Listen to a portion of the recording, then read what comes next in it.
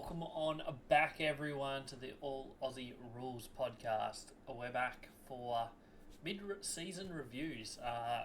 Each time a team has a bye over the next 4 weeks, we will be running through a little review on their team. This one we'll be starting off with Brisbane, one of the first 4 teams to have a bye. So we'll be running through them today, going through the rest of the teams having a bye this weekend. We'll be doing North Melbourne tomorrow on a Wednesday episode, and then on Friday we'll be releasing both the Sydney and the GWS reviews for mid-season. As I said, the rest of the teams will be, as their teams have a bye. We'll be running through them over the coming 4 weeks or so. As you can see on the screen, we will be doing a wrap-up of the season so far. We'll have a look at how their players are playing. We'll have a look at what they've got coming up in the second half of the season and what we kind of expect from them from here on in. So without any more fluff, we'll jump straight into it. We'll try and keep these episodes to around about 10 or so minutes, but we'll see how that goes. First up, we go to the season so far. Brisbane, at the moment, are sitting 13th on the ladder. 4 wins, 6 losses and a draw, so they're not doing outstanding. Certainly for a team that was obviously playing in the grand final last year. Let's have a look at how they have got to this point. This is their season so far. Obviously, round 0, they came up against Carlton at the Gabba, and it was far from the best performance from them. The first quarter was outstanding. They dominated that one, and then from kind of that point on, they kind of struggled a little bit. So they won the first quarter by 32 points, and then after that, they kind of fell apart. Second quarter was okay. Third quarter, they got smacked, and then fourth quarter was level, but they lose that one by a point, so not the best start to their season. They then went over to Optus Stadium for round 1 game against Fremantle. Obviously, Freo's first game of the year, Brisbane's second, and they went down in that one as well. Once again, they had an okay start. They were 13 points up at quarter time, and then just got smacked for the rest of the game. They came back a little bit in the last quarter, but went down not massively, but certainly comfortably. They then had their little bye that obviously, because they played in opening round, they got round 2 off, before they then had the Easter Thursday traditional game against Collingwood up at the Gabba. They got smacked in the first quarter this time, which went against how they started the season. They were 24 points down at quarter time, but they flew back in the second quarter. Absolute domination. Dominated inside 50s, dominated scores, kicked 4 goals, 5 I think, or thereabouts, to lead at half time, but then Collingwood turned it back on in the second half, and Brisbane fell to 0-3, and things were not looking good for them at this point. They then had Gather Round down in South Australia. They played at Norwood Oval against North Melbourne. And this looked like they got their season started. They won this one by 70 exactly points. Comfortable all the way through. Like, even at that point, we knew North Melbourne weren't much, but still, 70-point win was one of the bigger wins over North Melbourne for the years at that point, and still, even is one of the biggest. So, not a terrible performance there. All of a sudden, 1-3, but their season has a little bit of a bright spot. They then went down to the MCG and played against Melbourne in what was a massive Thursday night game, and they won this one. All of a sudden, their season was off and running. They'd won 2 in a row. They'd got a big scalp in Melbourne, in which they pretty much won the whole way through. Won the first quarter comfortably, won the second quarter comfortably. They were 30 points up at half time, and then won the third quarter by 13, before Melbourne kind of kicked back late to get it back to not respectable, but a little bit closer, and end margin was 22, but certainly was 7 goals up at 3/4 time and looked pretty comfortable for most of the way. They then went back up to the Gabba for round 6 against Geelong, and she rained. She poured. It was a low-scoring affair, and Geelong just were too good for them. Comfortable winners in the end. It was only, 26 points, but Brisbane only kicked 4 goals for the match. 4 goals, 13. This was kind of where the inaccuracy started for the Lions, and it's kind of plagued them ever since, outside of the round 10 game. First half of the season, first 6 rounds or so, it was all forward efficiency was really down. They'd get the ball forward a lot and just not convert it into scores or opportunities, really. Whereas from round 6 onwards, they've kicked really poorly. They went 4-13 against Geelong. They went 8-11 against GWS, 10-19 against Gold Coast, and then 10-15 against Hawthorn on the weekend. So the inaccuracy has certainly started to plague them, which is a little bit of a change on how the season started. So they lost to Geelong by 26, and they're 2-4 at this point, and they then had to go down to Manuka Oval for a massive game against GWS, and they got blown away convincingly. A lot of their other losses, their previous 4 losses before this one, at least they were competitive. They certainly were winning large periods of games. Like opening round, they smashed the first quarter. Round 1, they didn't smash the first quarter, but they were leading. Round 3 against Collingwood, they dominated the second quarter. So they were showing good periods of football, just weren't able to convert it into 4-quarter efforts, whereas against GWS, they were never in this game.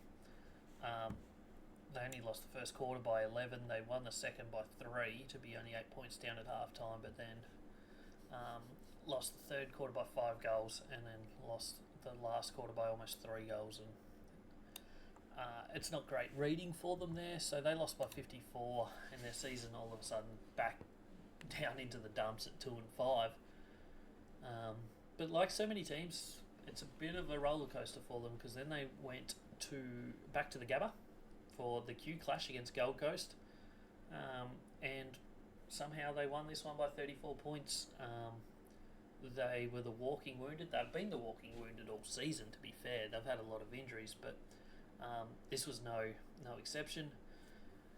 And one of the bravest wins you'll see. They won that by 34 points, and everything's looking up for them again. They then went to the Adelaide Oval. They drew with Adelaide in what was a cracking game. It was close most of the way. Obviously, they only won the first quarter by 3 points, lost the second quarter by 5, won the third by 1, and won the last by 1. So, ends up all square. What to make of that, I don't know, but they drew. They then had Richmond, who were struggling and are still struggling up at the Gabba. They won that by 119 points, absolute domination. They then, on the weekend, came down to Marvel, played Hawthorn, and things weren't great for them. They lose that one by 25 points and never looked in control. They had enough shots on goal, but they just never were in control of that match, and kind of sums up their season, really. They've certainly shown snippets of the team they were last year, but not for long enough periods of games. Having a look at their season so far, they're really good in first quarters. They're 8-3 in first quarters this year. Even second quarters, they're not bad. They're 6-5. So looking at that, 8-3 and 6-5 in the first quarter and second quarter, you'd think, first halves they must be leading.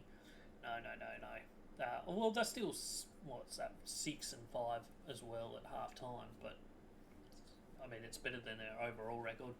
Third quarters, they lost 7 of their first 8 third quarters for the season, which is quite bad.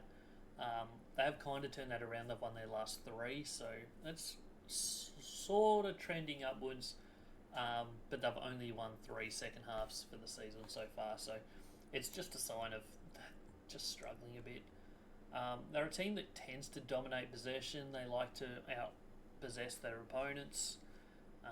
They do pretty well at that, and they do pretty well at getting the ball inside 50. They're plus 7.18 inside 50s per game, but they're just unable to convert that. Forward efficiency is one of the lowest in the league, even though the last few weeks has been quite good in that regard. But they just can't score goals at the moment. They're kicking inaccurately. Clearances, they break even, slightly up, mainly due to the start of the season. They were pretty good at clearances. They've dropped off a little bit over the last bit. They're very good at contested footy, uncontested footy. Their last 5 weeks has been really good on the turnover game. They've been winning that a bit. I don't know what else to say about them. Their season's getting out of hand a little bit quickly. Just a couple too many losses really at this point. If they had got that Adelaide win and maybe at least one more out of probably the Hawthorn, Collingwood or Carlton games, their season wouldn't be looking too bad. But obviously, results were what they were, and things aren't spectacular for them. Having a look at their team so far this year, I've changed my rating system lately, so I'm still in the process of backdating all the ratings. But what I had coming up until a couple of weeks ago, Dunkley's been really good in the midfield. I think he's been one of their best players. Lockie Neal's been outstanding. Zorko has had some absolute blinder games where he's been best on. He's had a couple of quieter games as well. And Harris Andrews, obviously one of the best key defenders in the game. He's been very good. Notice one position that hasn't been mentioned. It's their forward line. Once again, it's just struggling too much. Joe Danaher, the only forward that's shown a little bit. He's had a couple of good games. But outside of that, their forward line's just not performing at all. McCarthy's their second best. Charlie Cameron's way down on especially last year's form.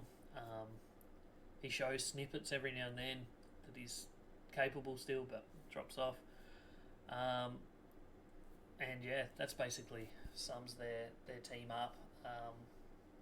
They've got some good signs, some good young players, but their injury list is quite extensive, and long-term injuries, a few knees. So I think it's going to be hard for them to really make a real ditch at the second half of this season. Speaking of, let's have a look at what they have coming up. So round 13, after the bye, they're going to head down to Marvel Stadium and take on the Doggies. A very important game for them. Be potentially important for the Doggies as well.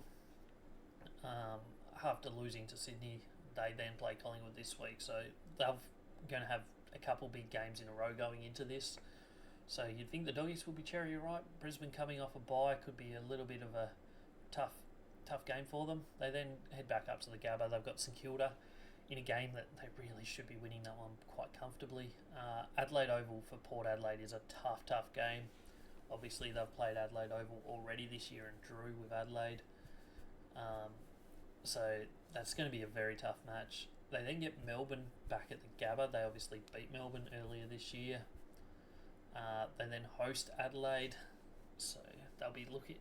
They need to win probably from that period of round 13 through to round 18 when they play West Coast. They need to win.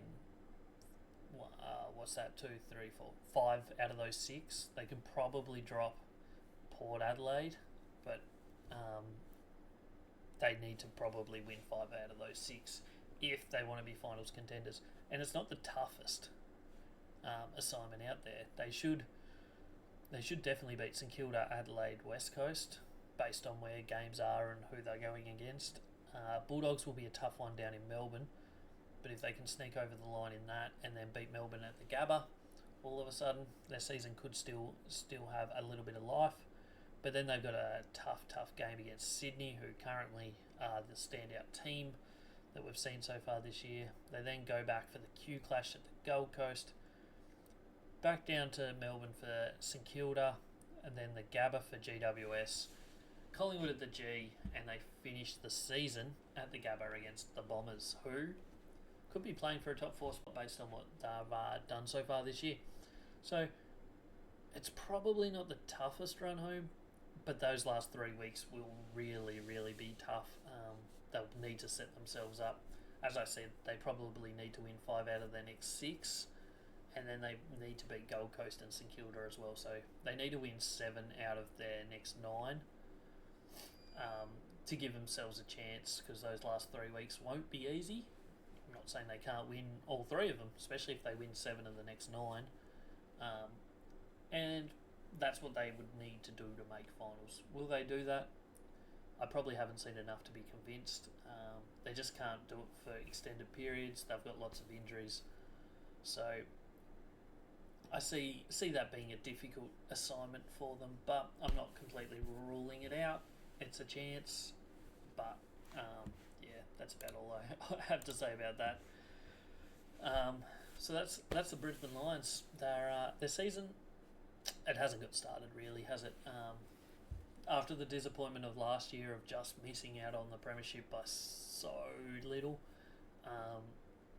they've short pre-season, they've come back, they've lost a lot of players, and every time their season looks like it's getting going, like opening round, first quarter, you thought Brisbane are on here, they're going back to the grand final, but since that moment they've only shown small snippets of being at their best.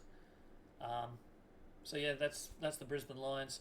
Thanks for tuning in. Don't forget to like, subscribe, and comment. Check me out on all my socials. The podcast goes live twice a week on here and Spotify.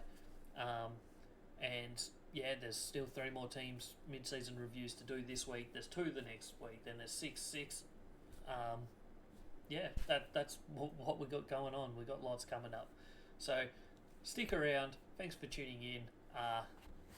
What do you think the Brisbane Lions are going to do? Let me know in the comments. Peace.